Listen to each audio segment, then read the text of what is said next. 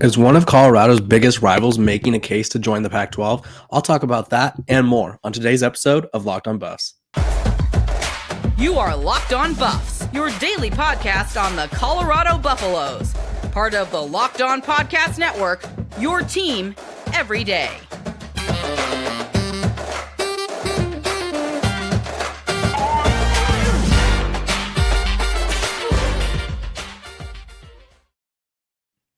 Welcome to Locked On Buffs. I'm your host, Kevin Borba. Today is a solo show. Doesn't matter. We're talking Colorado State to the Pac-12. Colorado possibly getting a college game day at their first game against TCU, and the impact of their new hiring from Alabama, Sal Sunseri. I believe I'm saying that correctly. Either way, I want to thank you guys for making Locked On Buffs your first listen of the day. Let's dive into it. First thing on the docket, Colorado State has been confirmed to be one of the candidates to join the Pac-12. So this whole Pac-12 expansion and media rights process, there's been a consensus as to who are the first two teams in, which are San Diego State, which San Diego State was immediately viewed as a Pac-12 team as soon as USC and UCLA left. Everybody knew that they wanted the Los Angeles or it's not really Los Angeles, Southern California market, and San Diego State fits the bill. SMU kind of emerged. That was someone who I was writing about over at All Cardinal. I thought the Dallas market was a big get, and just giving them access to Texas was a huge get. And then speculation began for the final two spots. Were they going to go with the UNLV? Or are they going to go with a Boise State or a Fresno State? Well, turns out they won't. Those three are out. Colorado State is apparently in, though. The Rams, who happen to be one of the Buffs' biggest rivals, the Rocky Mountain Showdown, could be a Pac-12 game eventually. Colorado State fits the bill for what the Pac-12 is looking for. They have a prominent market. Their market ranks number 16 in the country, and they also rank extremely high academically, and that is something that, well, they rank higher than the other programs. That is something that the Pac-12 is looking for. They want media market, brand, and academics, and so Colorado State kind of brings, I would say, 2 out of the 3. I don't really know if their brand is as big as they would like to say it is, but they bring 2 out of the 3. And so I think in terms of whether or not they'll make it to the Pac-12, I'm not sure. I think if they had more success in football these past few years, or even in general, because they haven't had that much success in football as of late, I think they would have a better case. But as of right now, they are viewed as a candidate. And that was reported by John Canzano, I believe is how you say his name. He said Colorado State would be a curious possible addition. As a new football stadium, it is a research university, which are both two things the Pac-12 wants. But the Pac-12 already captures the Denver television market with Colorado. For that reason, he does not think it's legit. But hey, if the Pac-12 wants to expand to 4 teams, I kind of talked about it in an article yesterday. Obviously, you have the first two I mentioned, San Diego State, SMU, and then you have Colorado State, maybe, Tulane, Rice, who academically, they're one of the best programs in the country, football-wise and sports-wise in general, not very competitive. I think it would be fascinating to add the Rocky Mountain Showdown to the Pac-12. I think Colorado has kind of, I don't say they've been the outsider of the Pac-12, but they came in from the Big 12. Everybody kind of had their established rivals already. The Arizonas, Oregon State. They have the Civil War, Washington State, Stanford, Cal. It feels like Colorado's missing a Pac-12 rival, if you will. And you could throw out a team, but it's not the same. It's not the same as an in-state rival. I think Colorado and Colorado State playing in the Pac-12 together would be good for them too. Not sure if it would bring the numbers that the Pac-12 would hope, but I think the Rocky Mountain Showdown being a Pac-12 game would be fascinating. Just to keep tabs on what has gone down in the last few Rocky Mountain Showdowns. Colorado has won the past 5. They last met in 2019. From 2011, let's see. They actually used to play every single year is what I'm gathering. 2000, 2001, 2002. So it has just been the past few years where they haven't played. They will play again this year. That is one of the few wins that people are expecting from Deion Sanders and his new bunch. So yeah, look out for the Colorado State rumors to the Pac-12. Also look out for the Colorado rumors to the Big 12. We'll address that tomorrow. But yeah, Colorado State to the Pac-12. They have the market. They have the academics. Not sure if they have the brand, but hey, I think if you could kind of push that in-state rivalry narrative and kind of the Rocky Mountain Showdown is going to be one of the premier rivalries in the Pac-12. I think that's something worth watching. Before we move on to our next subject matter, you guys need to, if you're looking for a delicious treat, you need to try Built Bar. We just got through the holidays, and I know my goal is to eat a little bit healthier. We're all trying to. If you're like me, where you want to eat healthier but don't want to compromise taste, then man, I've got just a thing for you. You got to try Built. With Built, healthy is actually tasty. Seriously, they're so delicious that you won't think they're good for you. Perfect for your New Year's resolution.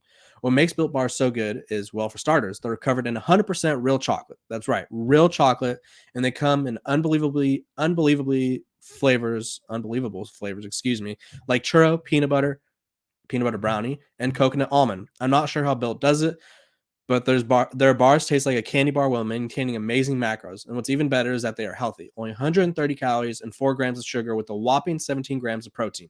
And now you don't need to wait around to get a box. For years, we've been talking about ordering your Built bars at Built.com. Now you could get them at your local Walmart or Sam's Club. That's right. Head to your nearest Walmart today, walk to the pharmacy section, and grab yourself a box of Built bars. You could pick up a four bar box of cookies and cream, double chocolate, or coconut puffs. If you're close to a Sam's Club, run in and grab a 13-bar box with our hit flavors brownie batter and churro. You could thank me later. So go get your Built Bar. Go start that journey. It's never too late to get that New Year's resolution going. We're only a couple months into the year. This is month 3. We're just 3 days in, 5 days in, whatever it may be. Doesn't matter. Let's get that New Year's resolution going. Anyway, we're talking about must-watch games.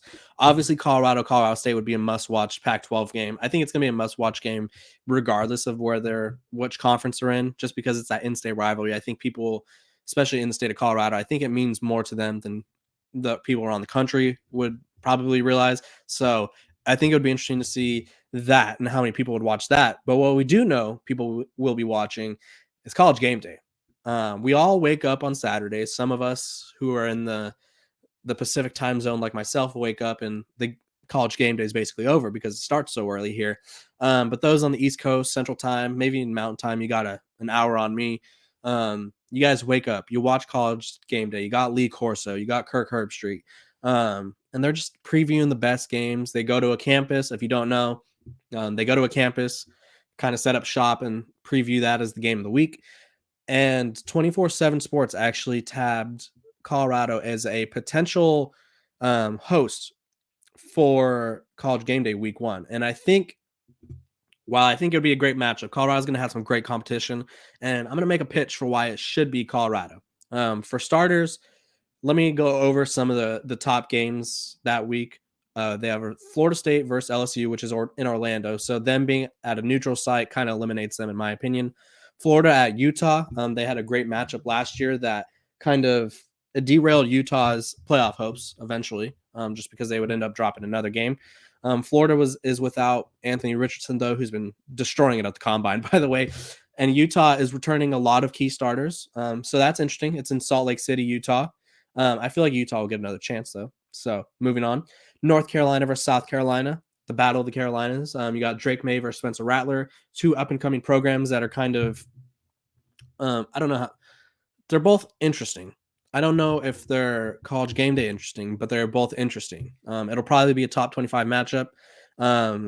It is in Charlotte, which is also a neutral site-ish game for them. It's pretty close to both of the campuses. It's right, like exactly in the middle.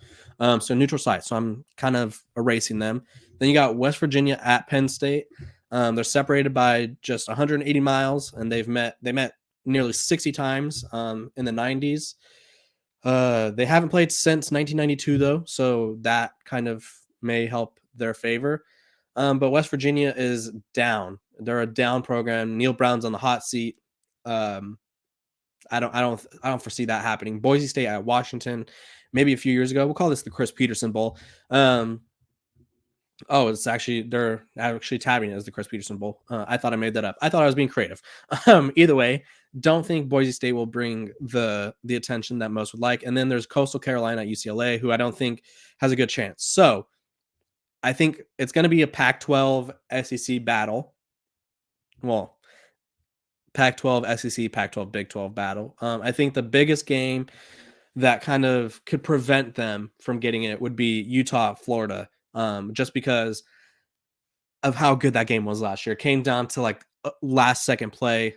Cam Rising had a chance to win the game and threw an interception.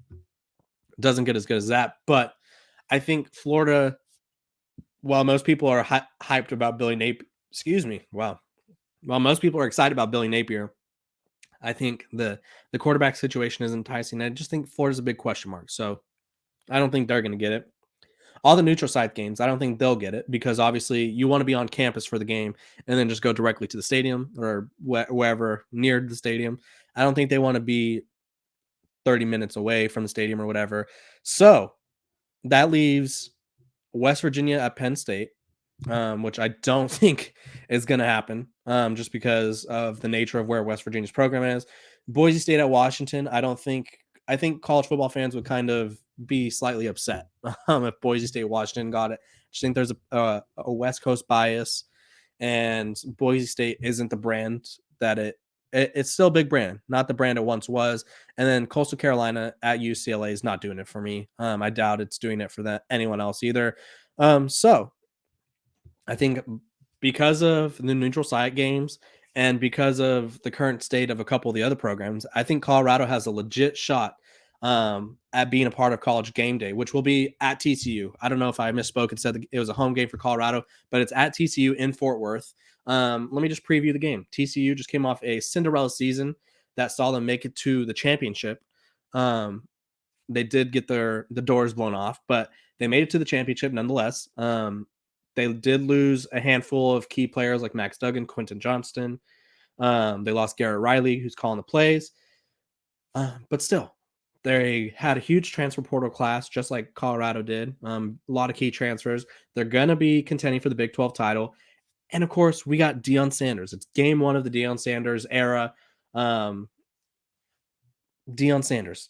That itself could be the pitch. But Colorado they're busting out Shedeur Sanders. They have Travis Hunter. They have a ton of new transfers that, they could be the difference between Colorado getting 5 to 6 wins to 7 to 8 wins. The transfer class that Colorado brought in, which ranks as the number one transfer class, is going to be massive. And I think a lot of people want to watch Deion Sanders, even if they want to watch him fail. They still want to watch him. They still want to watch what he's doing. And I think TCU, which at the last time I checked was favored by 17.5. I think people want to watch this game and kind of either see what Deion Sanders is up to, or maybe just watch the game to hate on Deion Sanders in Colorado. I think Colorado has kind of got a target on their back just for being one of the louder programs in the country as of late. And so I think it'll be interesting.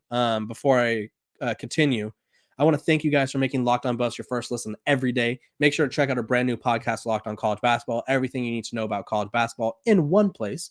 Plus, hear from big name experts, insiders, coaches, and players. It's Locked On College Basketball, available on YouTube and wherever you get your podcast. But yeah, I think honestly, the reason Deion Sanders is going to be must-watch TV.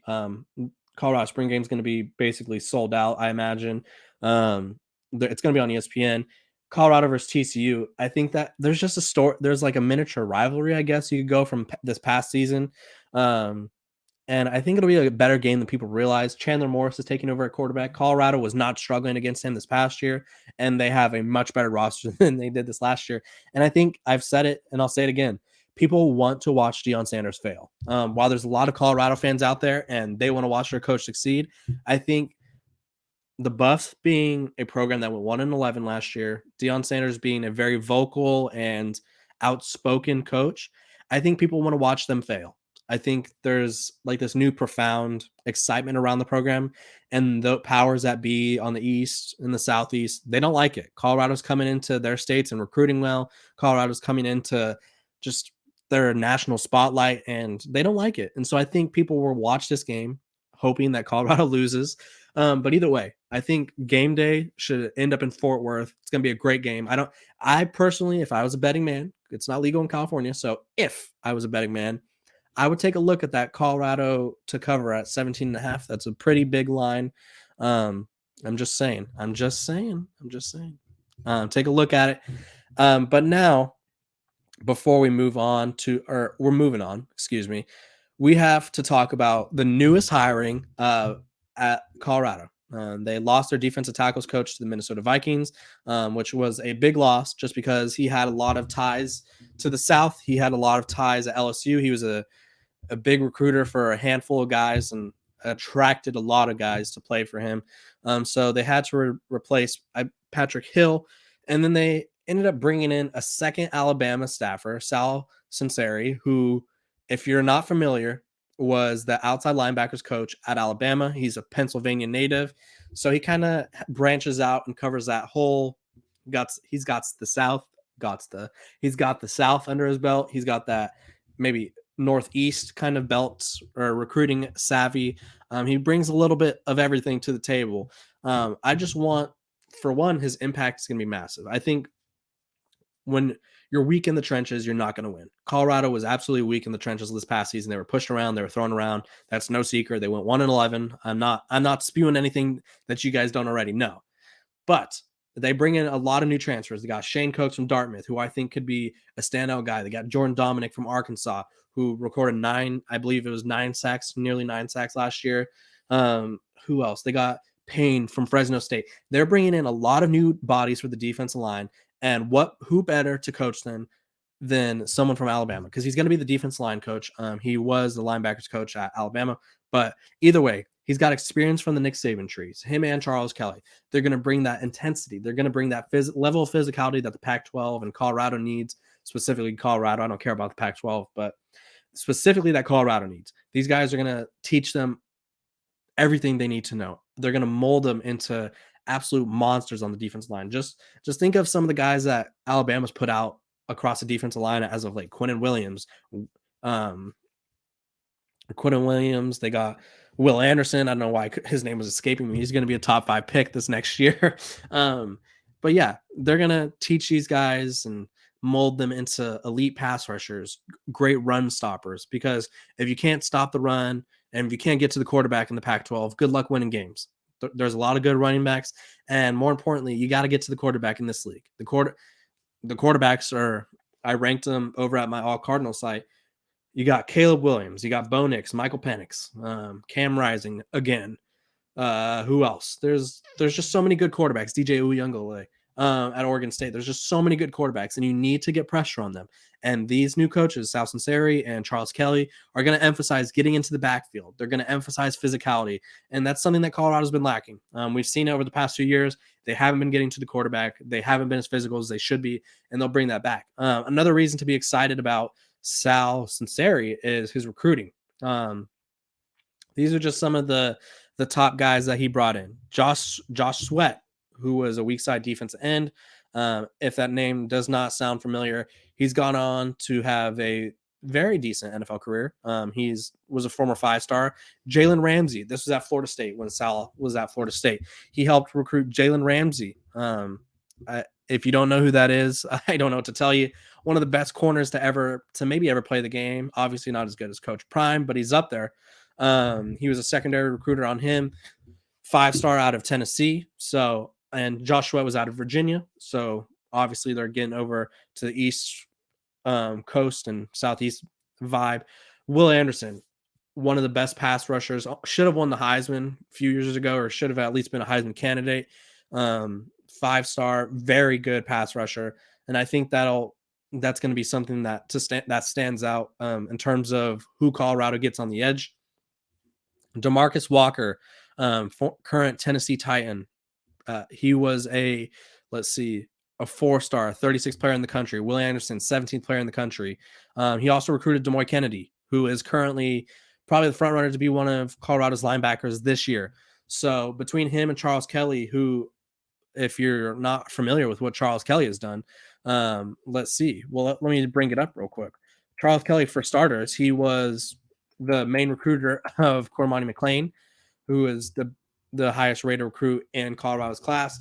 He recruited Caleb Downs, 5-star linebacker, or 5-star safety, to Alabama. He was also helped out Josh Sweat. He got Levante Taylor, who was a 5-star at Florida State. He was ranked as the number 7 player in the country. And let me see if there's any other notable names that you guys might know. Quay Rousseau this past year, 5-star defensive line edge rusher that went to Bama. They just what you need to know. Travis Rudolph, wide receiver, he could do it all. He could do it on both sides of the ball. Travis Rudolph is a very talented wide receiver in his own right. What you guys need to know about these two Alabama staffers, they have a knack for recruiting any and everywhere. You tell them a state, you say, hey, we want that kid out of Georgia. They'll get him out of Georgia. It doesn't matter. They want that kid out of Virginia. They'll get him. Kid out of Tennessee, sure, whatever. They're getting top 20, top 30, whatever players. Colorado has not historically been a recruiting power. With Charles Kelly and Sal Sunseri on the staff, they will be a recruiting power. We've seen them in the mix for Colin Simmons. We've seen them in the mix for Dylan Stewart, the number one player in this upcoming class, edge rusher. Having these guys on staff makes a huge difference, and adding them to an already loaded staff with Sean Lewis on offense, who guys want to play in his offense. He throws the ball around a lot. He plays fast. That's what the modern college football offense is. Deion Sanders, the biggest name in college football right now, I would say the biggest name in college football right now. He might be the most popular coach in college football, and that's including Nick Saban, Lincoln Riley. I don't care. Deion Sanders is trending on Twitter pretty much every day. So you got Deion, you got Sean Lewis, you got Sal Sunseri, Charles Kelly. Colorado is going to be a recruiting problem for a lot of other programs. There's going to be the state of Texas is going to look a lot different with Colorado in the mix. The state of Louisiana, we've already seen, they already got Juwan Johnson. They've already gotten some people out of the South. They're looking into Florida. They're looking into Alabama. They're looking into Georgia. This new staff is just making sure that they have an untapped market. And I think in today's college football, if you really want to succeed, if you want to make it to the playoff, which people think Colorado can make it to the playoff, a lot of people think they could do it this year. We'll say next season, 2 years from now. If you want to make it to the playoff, you have to have a top recruiting class. TCU is an anomaly. I think they were the only program to make the playoff that didn't have a blue chip ratio of like 50. I think it's 55% or higher. Don't count me on don't hold me on that number, but they didn't have the blue chip ratio that all these other programs have. So what I'm saying is you need to have a blue chip roster. And so Colorado's kind of working their way there. They cleaned house of the non-Louis Vuitton guys, and they're bringing in a lot of Louis guys. But they're bringing in high-ranked recruits, and they're trying to get that blue chip rating or that blue chip status. It's not something they're trying to get. It's just if you want to win, if you want to succeed at the highest level, you need to have a blue chip ratio that exceeds a certain amount, because otherwise you likely just won't compete. So adding these new coaches allows them to not only be in the mix for top-rated recruits, like the number one recruit in the country, the number 3 recruit, Colin Simmons is the number 3 recruit in the country, allows them to be in the mix. But it also kind of guarantees that they will have a chance to compete at the highest level if they can recruit. And Deion Sanders has put together maybe one of the most underrated classes in college football. It's a very exciting class, or it's an exciting class. Staff, excuse me. He put together one of the most exciting staffs, maybe most underrated staff in college football. And I think it just is another reason to watch out for Colorado, especially on game day, especially with just national attention. Colorado is going to be in the headlines, and I'm going to be here on Locked On Buffs covering it for you. Before we go, I want to thank you guys again for making Locked On Buffs your first listen every day. For your second listen, check out our brand new podcast, Locked On College Basketball. Experts Isaac Schad and Andy Patton bring you everything you need to know on and off the court. Plus, hear from big-name experts, coaches, and players throughout the basketball landscape. Locked On College Basketball, available on YouTube and wherever you get your podcasts. This is Locked On Buffs. I'm Kevin Borba. I want to thank you guys for listening in again. We've seen that subscriber count go up. I want to see it go up some more. Let's get some questions. We'd love to do a fan question and answer. John Garcia Jr. has a lot of recruiting insider information. So if you have any questions for him, let me know. If you have any questions about the outlook of the team, let me know. Make sure to share, like, subscribe, whatever. You can find us on YouTube, Spotify, wherever you get your podcast. This is Locked On Buffs. I appreciate you guys for listening. We will see you guys tomorrow.